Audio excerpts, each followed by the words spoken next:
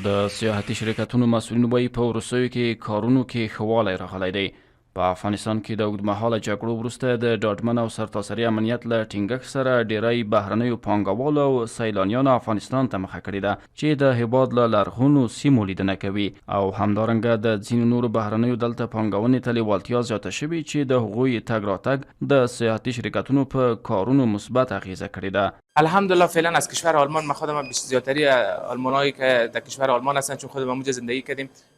به خاطر ویزه افغانستان اقدام کردن، ویزا گرفتن و فعلا توریست و کسایی که میخوان سرمایه گذاری کنن بیشتر در افغانستان آمدن چون ما زیاتر در نمایشگاه‌های مثل قطر، مثل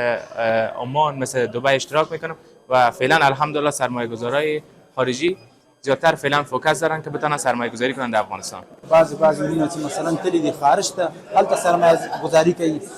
دغه درې چې د خپل افغانستان ته زمونږ د وطن ته درې شي د جای نه خارج افغانستان نه خارج ته تللی دي هلته سرمایه گذاری کوي ګټه چاته ده خو نورو هیوادونو ته ده دغه یو قوي سرمایهدار کړی شي او دلته سرمایه گذاری وکړي زمونږ ډېر ستونزې او مشکلات به حل شي او زمونږ هغه بیکاره وروڼه چې وزګار دي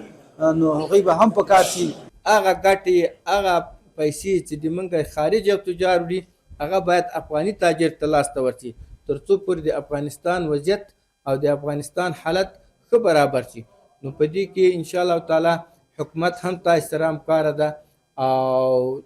چې تاسو هم هغه اخلاص وکړئ چې کوم د خپل ملک سره مناسب ده او د خپل وطن په خاطر باندې د موږ او تاسو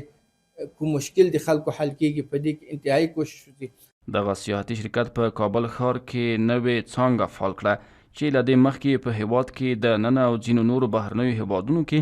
د څو څانګو په لرلو سره فعالیت ترسره کړی دی. نمایندگی خودمون افتتاح کردیم که ما چند نمایندگی در کشورهای مختلف داریم، در کشور ترکیه، در کشور آلمان، در کشور قطر، در کشور عمان، در افغانستان و همچنین در کشور بحرین و این 13مین نمایندگی ما بود که ما به خاطر سهولت برای هموطنان ما و ایجاد